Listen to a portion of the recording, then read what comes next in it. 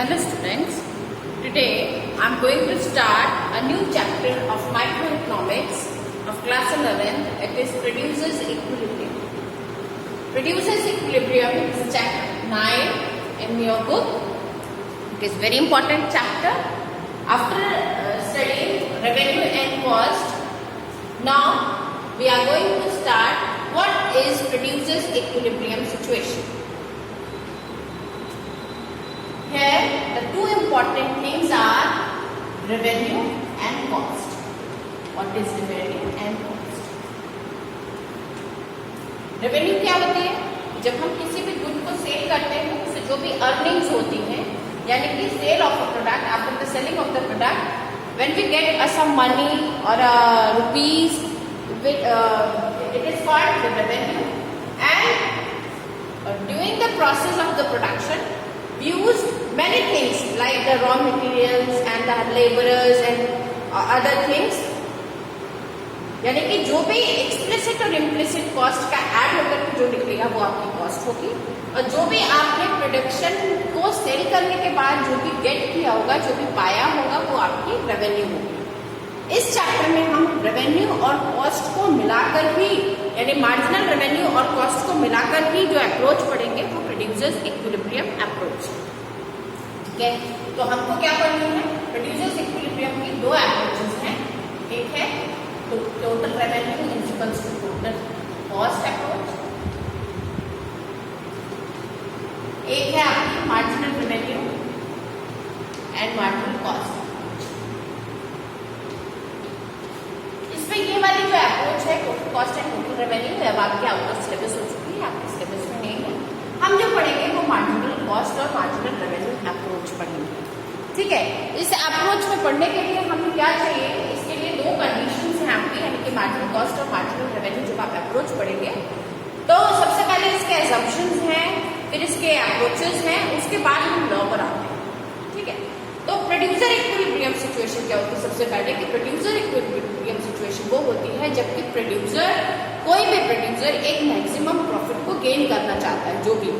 ठीक है, इक्विलिब्रियम जो वर्ड है वो किससे बना हुआ है? इक्वल से, यानी कि जिस सिचुएशन में, यानी कि कोई भी प्रोड्यूसर उस सिचुएशन तक, उस मार्केट कंडीशन में रहता है जब तक कि उसकी मार्केट रेवेन्यू, यानी कि जितना कि वो एक्सपेक्ट कर रहा है और जो उसकी कॉस्ट है उसके इक्वल ना हो जाए।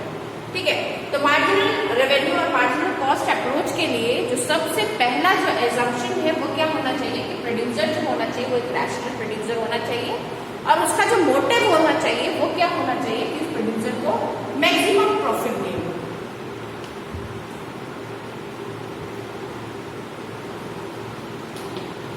पहला एजम्पशन। और दूसरा एजम्पशन ये होना चाहिए, ये होता है कि जो ये प्रोड्यूसर है, ये कौन सी, यानी प्रोड्यूसर इक्विलिब्रियम के लिए कौन सी सिचुएशन का होना जरूरी है? तो प्रोड्यूसर इक्विलिब्रियम की सिचुएशन है वो मार्केट कंडीशन के अकॉर्डिंग परफेक्ट मार्केट कंडीशन में माना जाता है।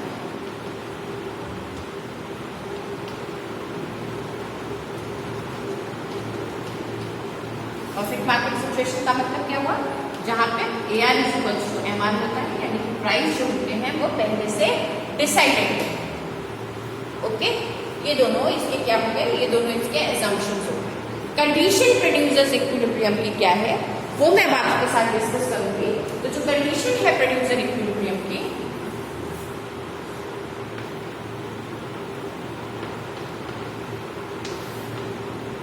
कंडीशंस ऑफ प्रोड्यूसर इक्विलिब्रियम, पहली कंडीशन क्या है? पहली कंडीशन है कि MR is equals to MC होना चाहिए, यानी कि फर्स्ट कंडीशन क्या है कि in that situation where the producer get the revenue and their cost both are equal, यानी कि उस सिचुएशन पे जहां पर कि प्रोड्यूसर की मार्जिनल रेवेन्यू और मार्जिनल कॉस्ट दोनों इक्वल होंगी, वो कंडीशन आपकी प्रोड्यूसर इक्विलिब्रियम की कहलाएगी।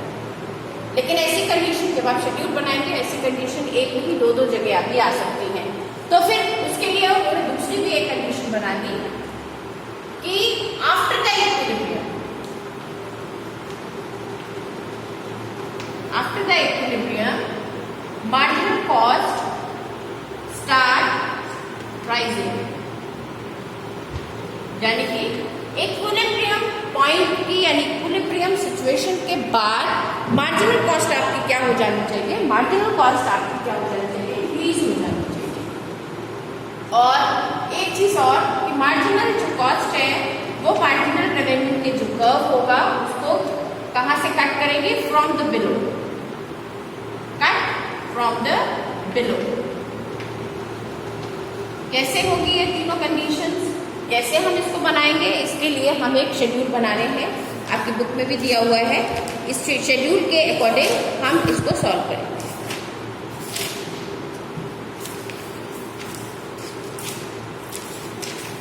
Yes, this is the schedule.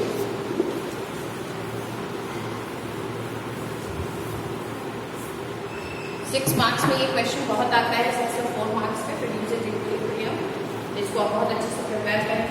ये मैं शेड्यूल बना रही हूँ।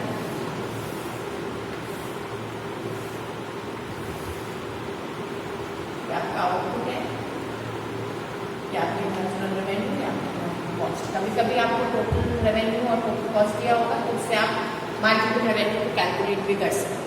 ठीक, देन आपको ये दिया हुआ है 1 2 3 4 5 6 7 और 8। मार्जिनल रेवेन्यू आपका इसमें 25 दिया हुआ है। Marginal revenue AR MR equal होती है, तो आप सोच लीजिए 25 25।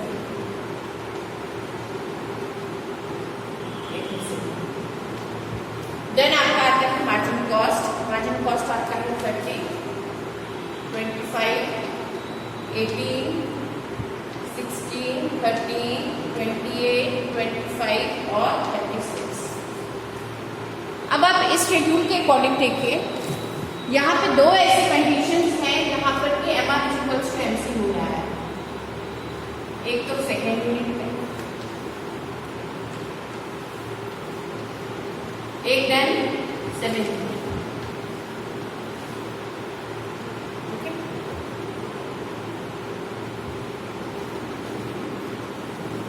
ठीक है, 7th यूनिट। दोनों ही कंडीशन पे, यानी कि सेकेंड यूनिट में भी आपका क्या है, MR इक्वल्स टू MC है, कितना 25, और 7th यूनिट में भी आपका कितना है, MR इक्वल्स टू MC है, कितना 25। लेकिन इक्विलिब्रियम सिचुएशन जो होगी वो मैं कहती हूँ 7th यूनिट पे होगी। 2 पे क्यों नहीं होगी वो भी मैं बताऊंगी, क्योंकि दूसरी कंडीशन हमने लिखी थी after the equilibrium MC starts increasing, but after the equilibrium ये क्या हो गई, 25 से 18 हो गई, यानी कि ये तो डिक्रीज हो गई। और जब हम 7th पॉइंट पे आते हैं तो यहाँ पे क्या हो रहा है, after the equilibrium marginal cost आपकी क्या हो रही है, इंक्रीज हो रही है। ठीक है, इस 7th position there is a producer's equilibrium situation where the marginal cost equals to marginal revenue. Okay, अब इसके हम आगे चलेंगे। इसको मैं एक डायग्राम के थ्रू भी आपको शो करके दिखाऊंगी कि कैसे प्रोड्यूसर इक्विलिब्रियम को हम एक डायग्राम के थ्रू शो करेंगे।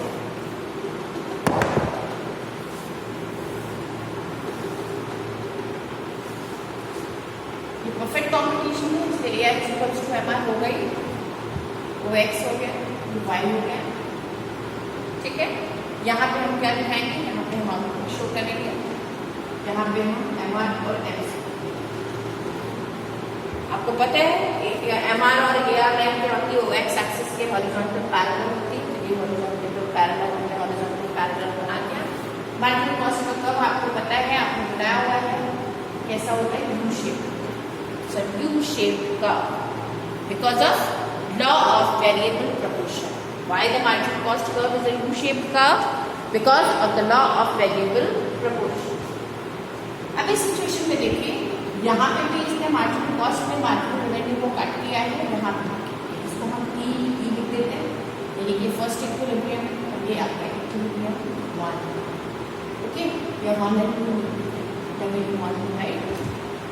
यहाँ पे क्या है, MR इक्वल्स टू MC है, यहाँ पे भी क्या है, ठीक है।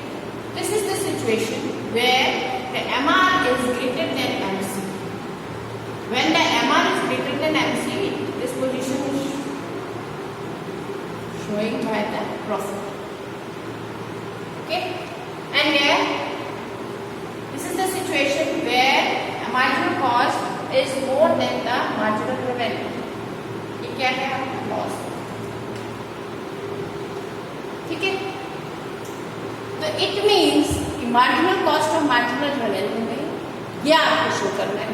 ये पॉइंट आपके इक्विलिब्रियम क्यों है, क्योंकि मैंने आपको एक लाइन और लिखवाई थी कि मार्जिनल कॉस्ट जो कर्व होगा वो मार्जिनल रेवेन्यू को फ्रॉम द बिलो से कट करेंगे। ये देखिए यहाँ पे क्या हो रहा है, यहाँ पे ये कम होती जा रही है, इसके बाद में इंक्रीज हुई है, तो ये मार्जिनल रेवेन्यू कर्व को फ्रॉम द बिलो से कट कर रही है। और after the equilibrium point marginal cost क्या हो रही है आपकी, इंक्रीज हो रही है। ये दोनों कंडीशंस जो है वो आपके प्रोड्यूसर इक्विलिब्रियम को शो कर रही है, जो कि मैंने आपको इस डायग्राम के थ्रू समझाया है। कभी कभी इसमें क्वेश्चन कैसे आ जाता है प्रोड्यूसर इक्विलिब्रियम के लिए,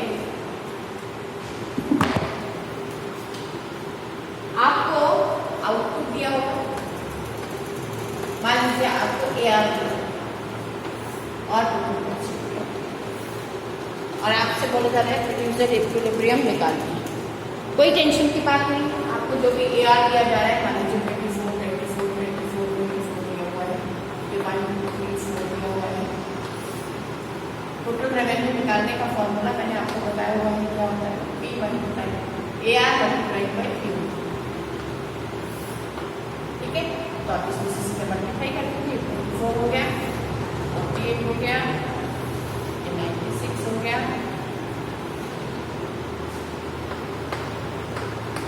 सॉरी 72 हो गया, 96 हो गया, ठीक है। इस तरीके से आप मल्टीप्लाई करिए और टोटल कॉस्ट जो भी आपकी गिवन है वो आप नोट करिए। मल्टीप्लाई टोटल कॉस्ट आपकी गिवन है 26, 52, 48, 62, जो भी दी हुई है, तो आप टोटल कॉस्ट या मार्जिनल कॉस्ट को कैलकुलेट करिए, टोटल रेवेन्यू से मार्जिनल रेवेन्यू को कैलकुलेट करिए और उसके बाद इसको सॉल्व करके क्वेश्चन को निकालिए।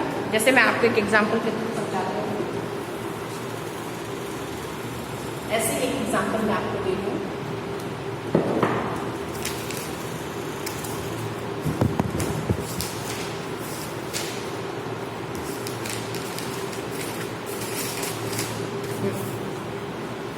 जैसे इसमें यूनिट्स दी हुई है, इसके बाद आपका प्राइस दिया हुआ है, आपका टोटल रेवेन्यू दिया हुआ है, टोटल कॉस्ट दिया हुआ है। आपको निकालना क्या होगा, मार्जिनल रेवेन्यू निकालना होगा, मार्जिनल कॉस्ट, ठीक है। आपका यूनिट दिया हुआ है 1, 2, 3, 4, 5, 6 and 7। प्राइस दिया हुआ है 24, 24, 24, 24, 24। इसके बाद आपका TR दिया हुआ है 24, 48, ये मल्टीप्लाई करके मैंने दिया, ठीक है। 72, 96, 120, 144 और 168। टोटल कॉस्ट आपका दिया हुआ है 26, 50, 72, 92, 105, 139 and 165, ठीक है। MR आपकी क्या निकलेगी, AR = MR होता है, इसे 24 लिखिए। मार्जिनल कॉस्ट आपकी है 26, 24 माइनस करके जाएंगे आप इससे, ठीक है। 22, 20, 23, 24 और 25, यानी कि इक्विलिब्रियम सिचुएशन जो आएगी आपकी वो क्या आएगी, 24 पे 24 आएगी, कि marginal cost after the equilibrium point क्या हो गई, 25 हो गई है, यानी कि इंक्रीज हो गई है। तो इस तरीके से आपको प्रोड्यूसर इक्विलिब्रियम अप्रोच अच्छे से प्रिपेयर करनी है, उसके लिए क्वेश्चन तैयार करना है और क्वेश्चन ज़्यादातर MRMC अप्रोच पे ही आएगा और उसी को सॉल्व करने के जो ये डिफरेंट वेज हैं, इनसे आप क्वेश्चन को सॉल्व करिएगा। Thank you.